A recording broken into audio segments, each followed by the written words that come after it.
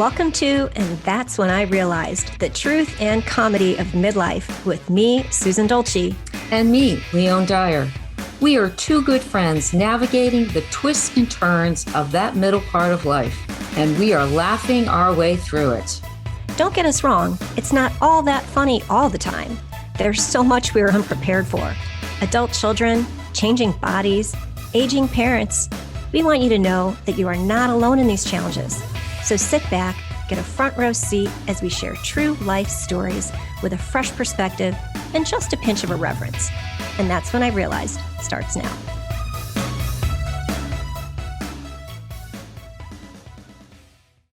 Hey everyone, welcome to And That's When I Realized. I'm Leone Dyer. And I'm Susan Dolci. And this is a show where we're talking about the truth and comedy of midlife. So Susan and I are best friends, and we get together almost every Friday. It's going to be better this year, Susan. And we share our week, the joys, the challenges, the laughs, and we discuss all those things that friends share. I don't know about you, but we thought by the time we were in our mid-50s, we would kind of have it figured out. But it turns out there's a whole lot we didn't expect. So in today's show, we're starting the new year with a serious topic of fitness, wellness, and the unmentionable pelvic floor. So grab a cup of coffee, tea, or whatever you drink, and join us in this discussion on how we can retain your body for a happier future. And today we have a guest. So Susan, this is kind of exciting. Yeah, we have been wanting to have a specialist on this topic for a while, and it took a lot of effort. But I was bound and determined because, as we were just saying before we started, this is a really important topic. Mm-hmm. And so today we are talking with Kerry Kreiman. She is a longtime instructor of Pilates, fitness, dance, and movement. Her teaching certifications include Pilates. I think that's how you say it. It's PF. Yes. It's like Pilates, Pelvic Floor Performance Training with board certified urogynecologist, Dr. Bruce Crawford. She's also trained in the Franklin method pelvic floor fascia training with Eric Franklin, and a functional aging specialist and functional aging group exercise specialist with the Functional Aging Institute, which was founded by Dr. Dan Ritchie and Dr. Cody Sipe. She's on a journey with her clients and in her own body to figure out how to negotiate the harsh realities of aging while still celebrating the miracle of the human body. Kerry is the owner of the Pilates Works Studio in Fort Worth, Texas, where she teaches practical Pilates and functional fitness, both in the studio and through online virtual classrooms. So we are so happy to have you. This is when we were coming up with the concept for the show, this was something we said, we have to talk about this, because one of the things in all of the notes that you sent us is like, people wait too long to ask or to seek help. So let's just get started with like the basic question. I mean, we hear the word pelvic floor a lot. And like, explain what that is. Explain to us where it is, what it's for. Sure. The pelvic floor is a group of muscles at the bottom of the pelvis and fascia and other tissue that support function and also just keep your organs from falling out the bottom of your pelvis. Mm-hmm. So that is why it is such an important area of the body.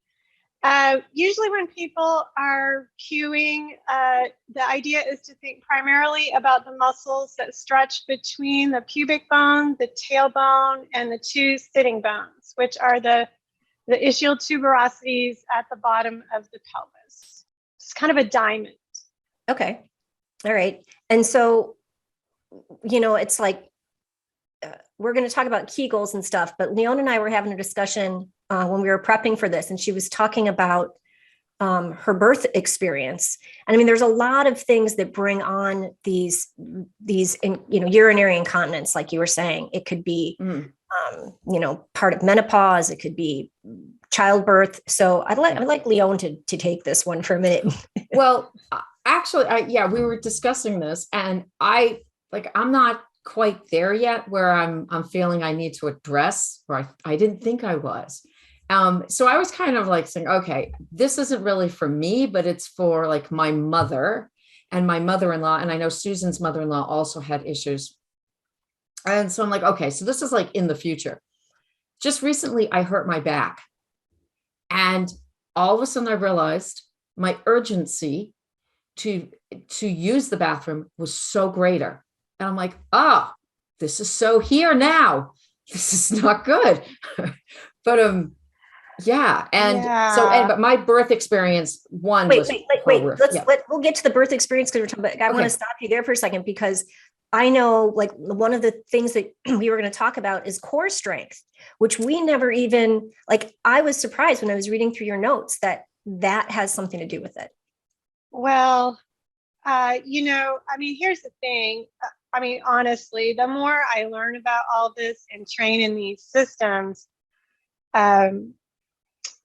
it's really a very complex picture, because and part of it actually has to do with our fascia, which is the connective tissue in the body.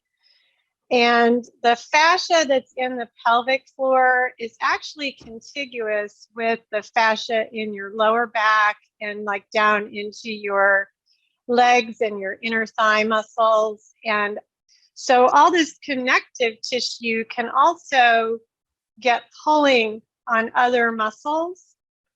And so any muscle that gets overly tight or overly lax through the body systems that need balance from the connective tissue, also you can start having a problem in another area. So lower back problems can be connected to pelvic floor problems, and it gets a little overwhelming. Also, you were mentioning about the prolapse thing. Prolapse in its early stages usually doesn't have any symptoms. And so then very gradually over time, as other kinds of movement and gravity and degradation of tissue starts to happen, then that prolapse that you didn't know was there can start to sink a little lower, and then you start having more symptoms. So, it's often a hidden problem for a long time. And it's especially a problem for anybody who's had vaginal childbirth, because, a baby is large. It's like Dr. Crawford likes to say, there's really no good way to get a baby out. It's big and it's got to get out of there. Yeah. And there's going to end up being some damage. And it's different for different people. And even just from all the hormonal changes that happen in your body during pregnancy, to enable the tissue to change, to enable the pelvis to be mobile enough for childbirth to take place, all these things impact the integrity of the various muscles and fascia. I have a question about prolapse, if we can go back to that for a minute, because as Leone was saying, actually it was my mother, not my mother-in-law, but my mom had a hysterectomy. I think she was like 45. And it wasn't until she was into her late 70s, early 80s that the prolapse became, really significant. Mm-hmm. And she ended up needing a pessary, several different kinds over time. But is that, so a prolapsed bladder, I know we're kind of jumping around here a little bit, but does that only happen, like can that can't happen in the presence of all of your normal organs? Like she had a hysterectomy. Can it? I guess that's my question. Can it happen to just anybody, a prolapsed bladder? Yeah. Yeah. Well, it's my understanding that it can't. I mean, the thing is, I think it happens to different degrees to different people for different reasons. Okay. And I think also sometimes prolapse might start in one area, but Like maybe it starts with a vaginal prolapse versus a bladder prolapse, but things can start pulling on other things. Stuff starts coming down. And then also if the pelvic floor muscles aren't activating enough, aren't strong enough, just gravity is going to gradually be, pulling these tissues downwards. So as people maybe retire too and aren't getting as much movement in, or they're sitting more, they're not walking as much, maybe they aren't walking as much to a job or whatever, you don't really realize how fast muscles can decondition. Mm-hmm. And it doesn't mean you can't build them back up. But the other issue you brought up in regard to the childbirth, you can have different amounts of nerve damage that those nerves need to kind of regenerate and reactivate, and you have to kind of retrain muscles. So like part of Dr. Crawford's thing, and you had already mentioned him a couple of times, I should say, Dr. Bruce Crawford, he is a board certified urogynecologist, and he developed this Pilates method that combines like the more traditional Kegel exercises that were created by Dr. Arnold Kegel, and he first published about that in the late 1940s. And then he also took ideas from Pilates and core strengthening and wanted to find more productive, efficient, functional ways for people to regain their pelvic floor strength faster. Your core strength has to do with a combination of your deep spinal muscles, your deep abdominals, and your pelvic floor muscles. And while different exercise systems might sometimes include other muscles, the most important ones are the tiny little ones running along the spine, such as the multifidi, the layer of the transversus abdominis, which is like a corset around your middle, and it's really stretching around everything between your rib cage and your pelvis, and then that pelvic floor. And that's what people now call core strength. And Mr. Pilates was one of the first people to really train for that when he was developing his exercise methods.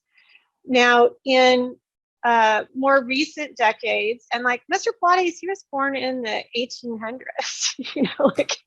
a lot of his ideas were more intuitive and based on just experimentation and observation.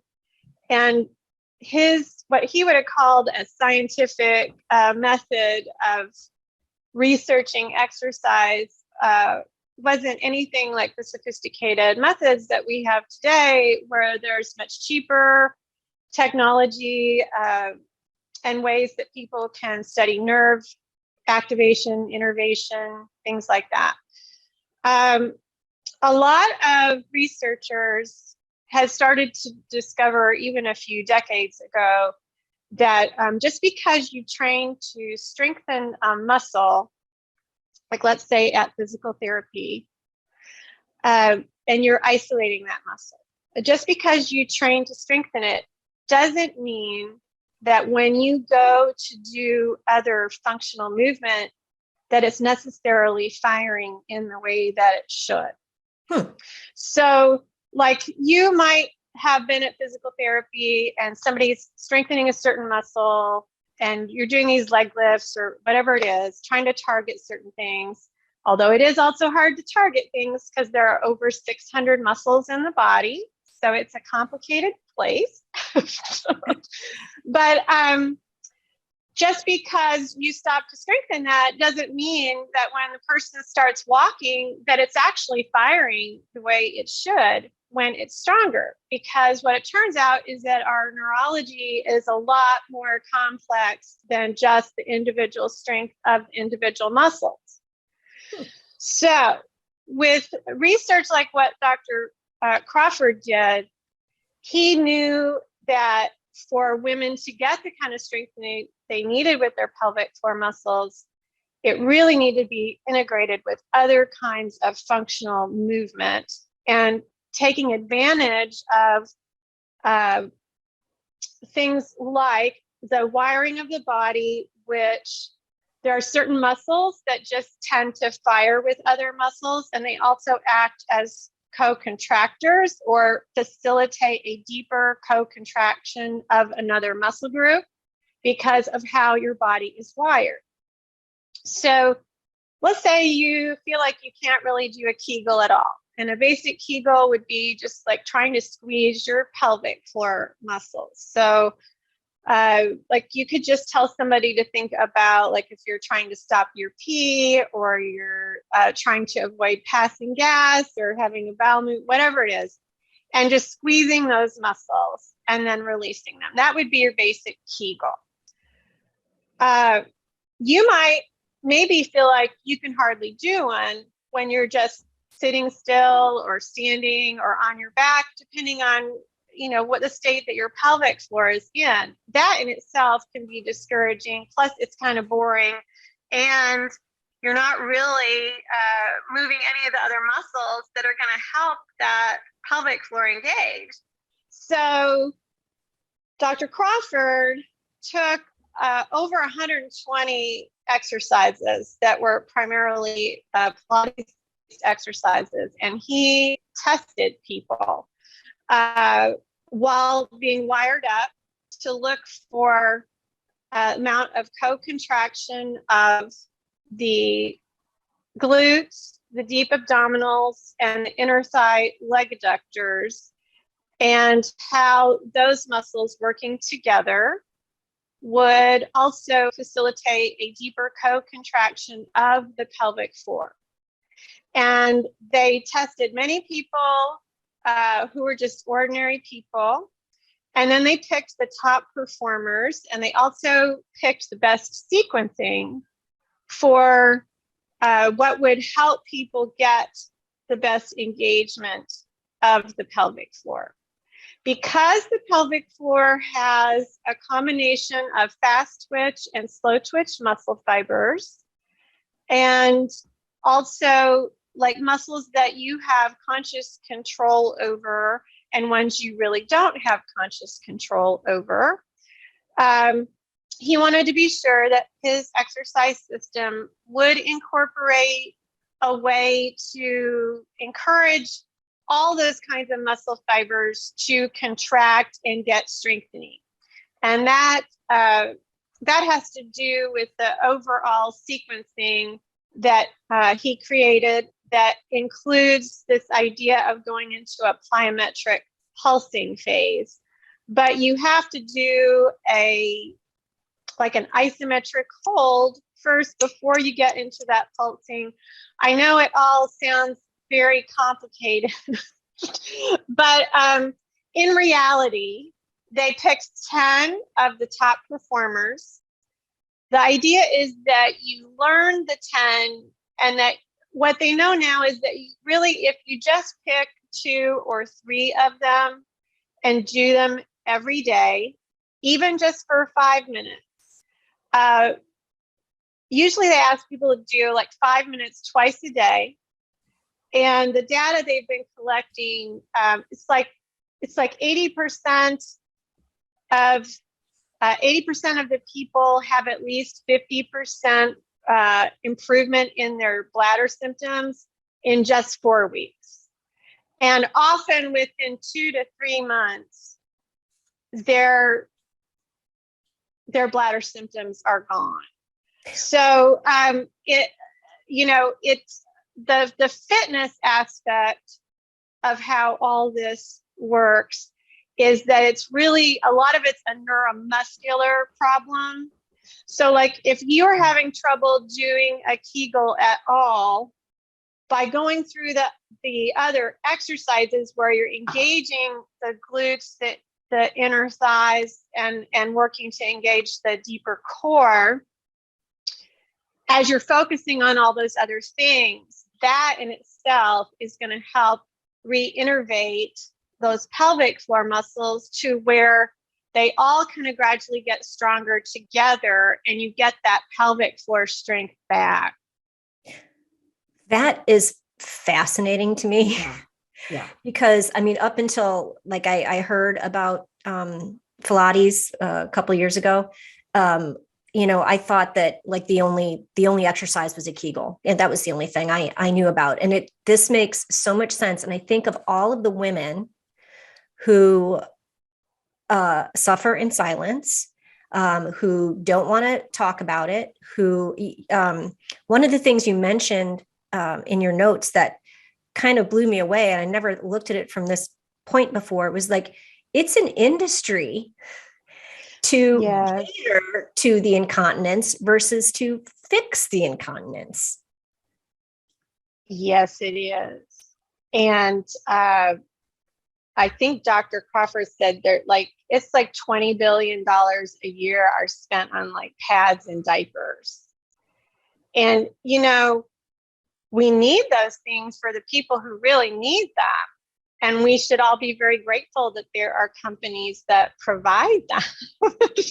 But at the same time, it's like, you should be using first line defense of fitness and wellness until you absolutely have to have something like that. And statistically, one of the top reasons why people are admitted to nursing homes is incontinence.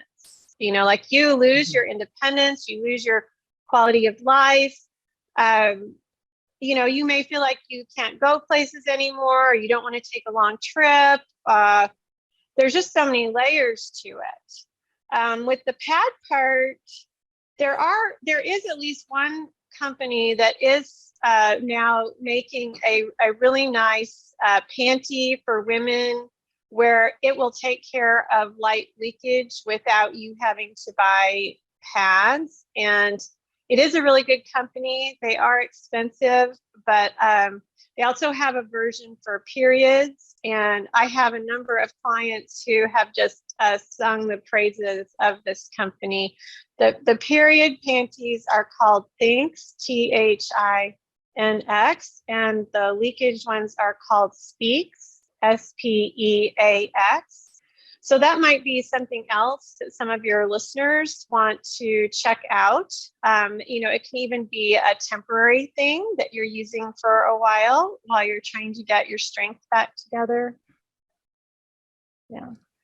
So right now I'm like thinking, wow, okay.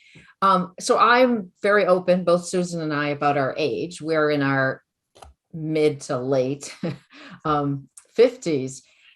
And so we had our children in our 30s. I had to think about that. Like, how old was I?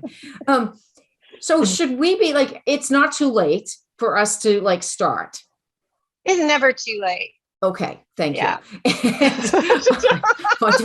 should have said that right away.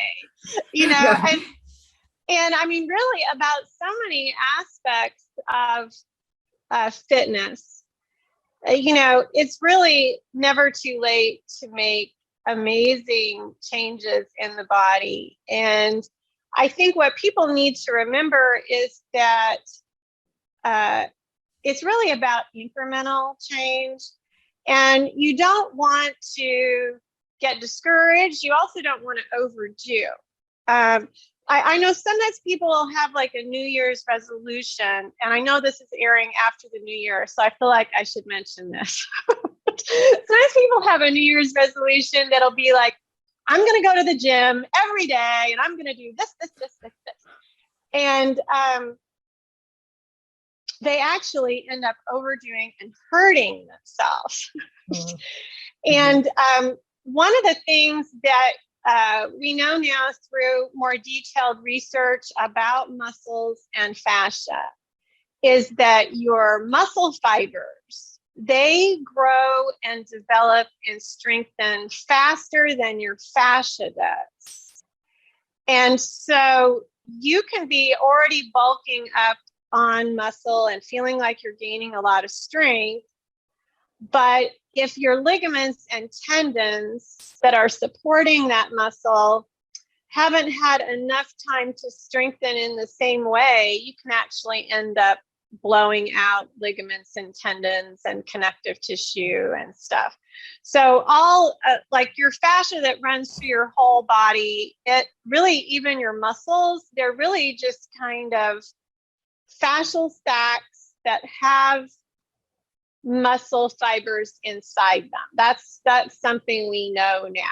So like the fascia itself is running like between things inside the muscle, like between spindles, and it's around sections of muscle, it's around the muscle, and it's the fascia that just grows right into the other fascia of the ligaments and tendons, whereas those muscle fibers are sitting inside those sacs. This is so complex. I'm glad you've done all the work. You can share this with us. I'm like blown away by all this. We are going to take a pause here. We're going to take a quick break. We come back. We're going to talk more about pelvic floor health. I also like to get into what that means for us sexually. Also, I think it's important topic. We're not gonna dance around it. We're gonna have the hard, unmentionable conversation. But right now, we're gonna take a quick break. You're listening to, and that's when I realized, and we'll be right back.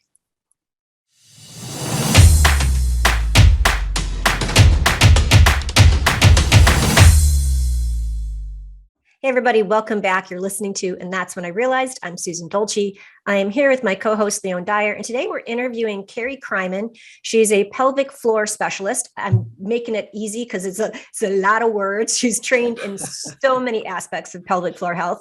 But the most important thing here today is how people can find you. Where can they go to find you and work with you? Because this is what you do is really important. And I think it's sort of rare. I think it's hard to find somebody with your specialty. Sure. My website is Pilates.works. It's Pilates.works. It is a specialty domain name, so there's no .com or anything like that. And I would like to mention that I would be happy to send a PDF version of a Bladder Diary to any of your listeners for free. If they want to send an email to info@pilates.works, and you can just put Bladder Diary in the subject line. And I'd also be happy to offer discounts on upcoming workshops and things like that. And if you go to the description of this episode at transformationtalkradio.com, there is a link there. You'll see the directions on how to get in touch with Kerry if you missed what she just said. But so, and the PDF diary, I mean, the Bladder Diary, I think is great because what you say is like, if you're not keeping track of your water intake, like concentrated urine is going to have an effect on our bodies. Like, and, I know that we're supposed to drink a lot of water for just our health and hydration, but I never really thought about it in terms of urinary health. Well, and really, you can have a problem either direction. You could be drinking too much water and be irritating your bladder. You could be drinking not enough and irritating your bladder. Dr. Crawford encourages everyone to do a bladder diary for at least 3 days and to include recording all of your fluid intakes and what you drank and when, and kind of noticing what your patterns are. He sometimes jokes about the 4 horsemen of the bladder, which are coffee, tea, alcohol, and soda. And they can all be irritants to the bladder and or foster just increased urination, and any of those things can irritate the bladder. So sometimes, overactive bladder can just be from irritation. And I know like lately I've been having overactive bladder just from drinking too much coffee to counteract the amount of Benadryl I've been taking for my allergies. And, you have to keep experimenting with how all these things are balancing out. But I mean, I know it's not the best thing for me to be doing. You know what I've noticed? this is okay. We're all sharing. If I have too many tomato products, like a lot of tomato products, several days in a row, it'll affect me. The acidity in the tomato products. Yes, anything with a lot of acid. You could even consider looking for like a low acid coffee if you drink a lot of coffee. You have to think about how all these things in the picture fit together. Also, if you are having to get up more than once at night, that in itself is considered a form of overactive bladder. Once a night is still considered, in the realm of normal. And they usually say if you're having to void more than 7 times in a 24-hour period, that is overactive bladder. I mean, I can tell you that most of my clients have overactive bladder. We have people that come in here and they have to go to the bathroom before the session starts, and they have to go to the bathroom after the session ends, and then they're on their way. Of course, if you end up doing a lot of exercises where you're like squeezing your pelvic floor or something, that in itself can kind of make you have to go to the bathroom. So before the break, I mentioned that I want to ask, and Leone, chime in here if you have other things to add. But so it's not just about our bladder health. A strong pelvic floor also affects our sexual function. Yes. Absolutely. And, you can also have a pelvic floor that's too tight, and that causes a whole other kind of pain and dysfunction for people. And you can be surprised how often that might be the case. Sometimes even just people's glutes have gotten way too tight, and then the pelvic floor gets too tight along with them. Stuff like that. You can have a pelvic floor that's too tight and still have a leakage problem, because the muscles in your pelvic floor, they need to be able to contract and release for proper function. Really, all the muscles in your body have to be able to do both. So most people have over 640 muscles in the body, and any place there's a muscle, it means that that's a place your body needs to be able to both kind of like shorten and lengthen. It needs to be able to do those things.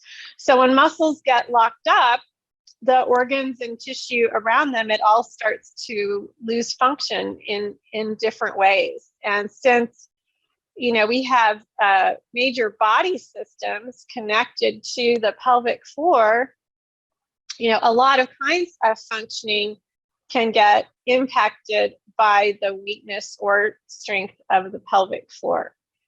I feel like I should also be mentioning that as you get older, you probably have a lot more need for lubrication, and your body may not be as responsive as quickly.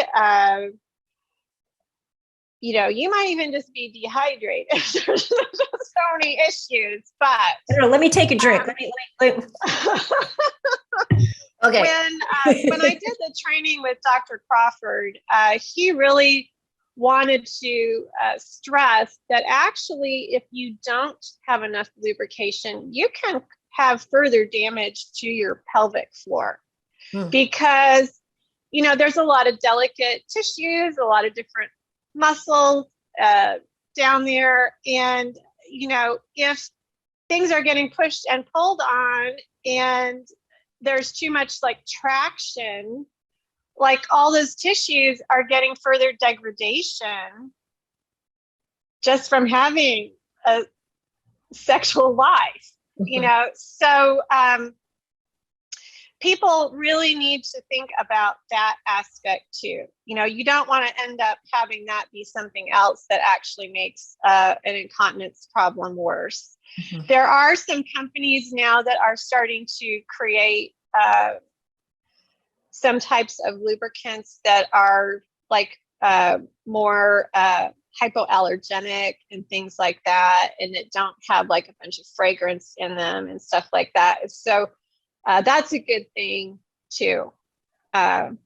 that there are more of those kinds of products available now, but you need to take that seriously. Yeah.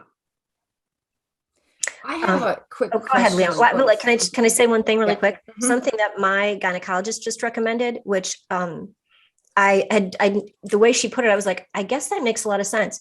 She there are also like vaginal moisturizers, like Replens and different products like that, that it's just like, she's like, it's like, consider it like moisturizer for your face. It's moisturizer for your vagina. And I was like, okay, I can get on board that. Anyway, I'm sorry, Leon, that I interrupted. Yes. No, I'm glad you mentioned that, because yes, and thank goodness there are more of these products now, because as like Dr. Crawford likes to point out, historically, a lot of women's health over centuries was kind of dismissed, not really studied, not really taken seriously, and not proper research done, and really a lot of unnecessary harm to women. He believes that every woman should be doing some kind of physical therapy after giving childbirth. And, historically, nobody's been prescribing this. You can have nerve damage, a significant nerve damage from childbirth. For example, like the pudendal nerve that innervates one of the central muscles, pubococcygeus, around the opening to the vagina. Okay, like that nerve during natural childbirth, it might get stretched up to 35% of its normal length. And most any nerve, if it's stretched more than 15% of its normal length, is damaged. So, like when nerve connections get lost, they need to regrow. And the degeneration of the nerve, it needs movement actually to help it regenerate. And one of the things we know now is that exercise and movement helps to foster the chemical reactions needed for that nerve growth. So if somebody is told to do nothing but rest, they're actually delaying the process of the healing. And as soon as, depending on what kind of damage they had during childbirth, like as soon as it's okay for them to exercise, they should be trying to do exercise. So when I'm going now back, this is not my question, but I am going back to my two births. My son was huge. It was a bowling ball coming. He was huge. And so as you're describing all this, I'm like, oh, there's so much damage, because I actually tore, and they had to, I don't even remember how many stitches. And if you have a tear, you do have to wait longer till you can exercise again. But then it's actually that much more important that you have something like physical therapy to help you. Right. Well, that was, 31 years ago. And then my daughter, who had who's still mind of her own, sat on my, it was right there. It's now gone. The nerve, that goes up your sciatic nerve. And she's 25. I still have problems with that. So I'm now realized, like, holy shimo, and no one has ever told me about this. Like I'm hearing it. Well, yeah, this is it. I'm hearing it now. So I'm feeling like, okay, well, it's all such a shame, like sometimes the more I learn about some of these things, I just get so angry when I think about the history of how women have been treated. But I just, I feel like, well, thank God for people like Dr. Crawford, who really cares about this, even though he's not a woman. And one of the reasons he got so interested in it was because of mission work he'd been doing in Africa, where he was so disheartened that he was doing a lot of surgical repairs on fistulas. And he was surprised at how many women who had the surgical repair ended up still being incontinent afterwards. And he realized that those particular women, you know, they actually just didn't have enough pelvic floor strength in general. And then all this other damage had been done too. And so he wanted to do a lot more research about the fitness and exercise aspect of the strength of the pelvic floor and the control. And I think I forgot to mention earlier that it's like a 200th of a second difference in a firing affects whether or not you are stay dry, like even when you like cough. So like the urethra that sphincter needs to close. Your body knows it's supposed to do that, but it's like a 1/200th of a second difference in the firing makes a difference as to whether you stay dry or not. Wow. Yeah. It's so Wow. complex. Yeah. Okay, we're going to pause there while we ponder how, like, what the difference between wet and dry is so minute. We're going to take one more quick break. You're listening to, and that's when I realized, and we'll be back in a little bit.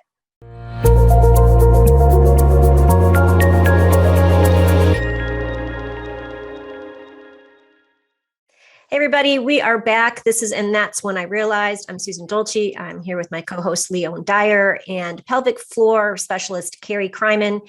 And we have been talking about pelvic floor health, vaginal health, pardon me. And Kerry has a studio. Her website is Pilates.works. And you have a studio in Fort Worth, Texas. We can see all of the equipment behind you if you're watching live and not listening. So let's say, you know, I'm that, oh my gosh, where have you been all my life? You know, my doctor's saying I need surgery. I really don't want to go through the whole surgical thing and all the issues with the mesh and all that stuff. How can I work with you? And what does that look like? What sort of time does it entail? What sort of progress can I see? Help me. Sure. Well, I will be offering some Zoom workshops this year where it will be a little easier again for people to learn some of the information in more of a substitute group exercise environment. And usually I feel like for me to cover the basic material well and help you understand it, I usually do about a 3-hour workshop, and then I'll usually have like a separate follow-up Q&A and review session like a week later, so that people can come back with their questions or ask for things to be reclarified or ask for something more detail about a particular exercise. I do also work with private clients in person and over Zoom. And there are other ways that you can even meet and work with other instructors in the country if my offerings and schedule don't work for you. There is even a Pilates kit that you can purchase where you get like a little ball and instructional guide, educational guide, stuff like that. And I've had some clients have like to do kind of a combination of things. I work with a lot of different clients on a lot of different body problems, really. I've been teaching for a long time, and like this fascial work that I've started doing with the Eric Franklin method on the pelvic fascia, I'm actually going to be doing more studying with him this coming year because I do want to get better and better at all the fascial options for treatment for people. I'm not a physical therapist. I don't want to pretend to be.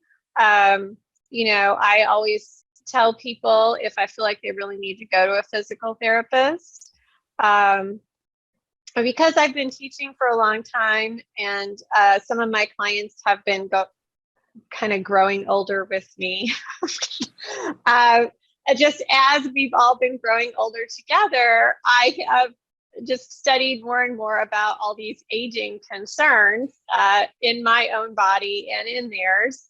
And I myself, I'm 59, and I, as also an aging dancer with a lot of past injuries and things, I've got a lot of fallout from all sorts of stuff, and a leg length difference and scoliosis. And, it's amazing how just asymmetrical issues. I've had some pelvic floor issues before, just from some of my structural problems where I've had to work with different people for particular periods of time. I'm sorry, my brain's jumping around too much. That's okay. And I want to remind everybody too that you have, you're offering a free PDF Yes. Bladder Diary. And if they email you at info@pilates.works and they put in the subject line Bladder Diary, that you will email them that PDF. And that's a really good place, as you said, really good place to start, so that you have some idea of what's causing the incontinence, or what you're eating and drinking and how often you're going. Because I know there are just some days like, it's weird to me how like the urgency issue comes out randomly. Yeah. Leone's over here shaking her head. When I pulled my back, and you can't get up fast because you have a bad back. So yeah, it was like this, yeah. The urgency thing can be a part of the overactive bladder. There can be a lot of different symptoms related to that. And then I don't think we've really even talked about just the whole stress incontinence thing, really. I mean, I think it may be mentioned at some point, but, like if you're having leakage during laughing, sneezing, coughing, running, jumping on a trampoline, that's really a stress incontinence issue that is physical stress. So it's not that you're stressed out. It's just the physicality of what's happening. And then that crucial element of how well those muscles are firing. Like I was mentioning about like just a split second difference in some of that firing can make a difference as to whether you stay dry or not. I have a quick question before we end. We've been talking completely about women health, but as you're talking, I'm realizing can a pelvic care for men? Same Well, issues? they have all the same muscles and most of the same muscles. Yeah. There's a few that they don't. Yeah. I mean, they still have a pelvic floor. That's what I should say. Men can practice Kegels, and you might cue it a little differently, but your basic idea of like trying to stop pee or gas or whatever, the idea of contracting those muscles, that men can do those same exercises. There are men that use the Pilates method around the country. Pelvic floor strength affects erectile dysfunction. Dr. Crawford does not specifically do research on men because his area of specialty is urogynecology. But there are researchers in the world who have been doing testing about pelvic floor strengthening with men. And if I remember correctly, like in one of those studies, it was like 40, was it 40? It's like 40% were able to cure their erectile dysfunction just through pelvic floor strengthening, something like that. Also, there's been studies about like stride length with men and their pelvic floor strength, and really stride length affects everybody's fascia. and how well the fascia is getting its movement, how those muscles are moving. There are like kind of diagonal pulls in the fascia when you are walking. And so if you aren't getting enough steps in, like that alone is affecting your pelvic floor. And, you know, here you're thinking you're just worried about your steps for cardio and cardiovascular things, but it's huge for your pelvic floor. Yes, every time you step, there is that second heartbeat that pushes the blood back up to your heart. So that vascular response in the foot, that is important. But the fact that your pelvic floor gets movement while you're walking, that's a huge thing. Heck, even rotation in the spine. There's subtle natural rotation that happens up and down the spine when you're walking. If you're mostly sitting in a chair and you're not walking around, those spinal muscles aren't getting, and the spine itself, they're not getting the same kind of movement. So everything affects everything. It's very profound. And the way that we can kind of slip into different kinds of deconditioning, you know, it happens to all of us in different ways. And like, I remember a few years ago, I was hearing an astronaut being interviewed on the radio, and they were talking about how they now know that even the first time they would pee in space, they now know that they're like already leaching bone. Like just the very first time in outer space that they would pee, the body's already leaching bone. It's like the nervous system already knows, I don't need this stuff anymore because you're floating around in space. Wow. It's like we don't realize how quickly our bodies are adapting and evolving and changing based on our habits and our movement. And like, I remember Eric was talking about how like there's a study or something like, if you even slouch for like a week, they now know that you already lose sarcomeres in some of your deep spinal muscles. Like they just start to go away. So, I mean, the good news is you can rebuild all those things because the body wants to be responsive and adaptive.